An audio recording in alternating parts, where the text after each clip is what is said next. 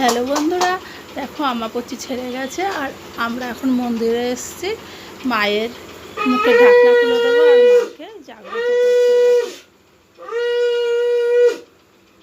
তোমরা দেখলে তো প্রথমে 3বার শঙ্খপুর দিতে হলো, জোগাড় দিতে হলো, এরপর কাশি ঘন্টা বাজিয়ে